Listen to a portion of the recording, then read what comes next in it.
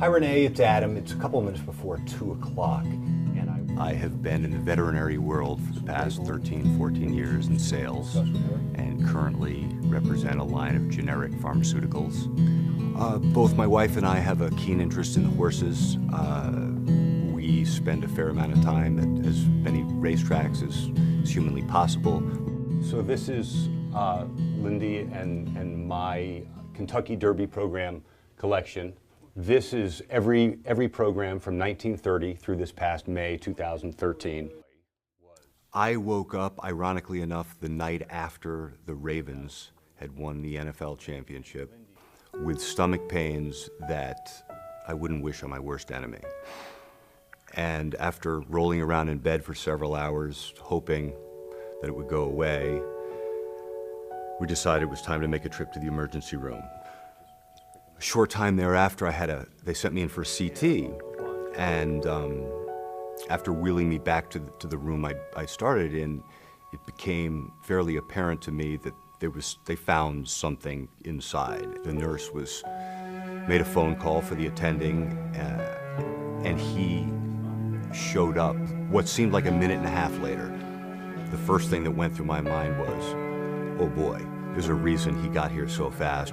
He put his arm on my shoulder, rubbed it, and said, "You're going to be okay. We're going to do everything we can for you." And he said, "We're going to admit you upstairs. We found a tumor on your adrenal gland." No one had said to me at that point, or to us, "You have cancer," but certainly it was swirling in my mind. You know, nobody needed to say it to me, unfortunately. Hi, buddy. Hi. Hi. At the end of what turned out to be a fairly long day, I was ostensibly hooked up with Dr. Fryman in the Hody Center. I had a phone number on a piece of paper and a doctor's name. That's all I had. And I called, and they were, "Oh, Adam, we've been expecting your phone call. Of course, we're going to see you tomorrow. What time will be convenient for you, et cetera, et cetera." Having someone to tell me, "Yeah, come in tomorrow and we'll get started on this," was incredibly soothing at the time. In his case, I just felt that we should do everything we can in our power to try to remove the tumor. He was having a lot of pain. He's a thin guy to start with, and the tumor was kind of growing into the side of his chest. That first visit was really all about, we need to take it out. Here's how long it's going to take to get it out. Here's what recuperative time might look like. Here's what you can expect pre and post-operatively. And everyone here is here for you. And you're going to get through this. And that at the time, that was far and away the most important thing to me. I felt that he was young enough to tolerate, a big operation, and he certainly removing his adrenal gland was certainly a big undertaking because it was adherent or stuck to other organs in the process. Yeah, you're a good boy. In the days between my diagnosis and surgery, we decided it was going to be a happy, positive day. We needed a little fun. We needed a little love. And so we put on our Ravens jerseys, our Super Bowl jerseys, and went to town hall and paid the $62.20 that you need for a marriage certificate, and got married in a very short but very sweet ceremony. This is the wedding picture, and as they mentioned to us, we get what you pay for.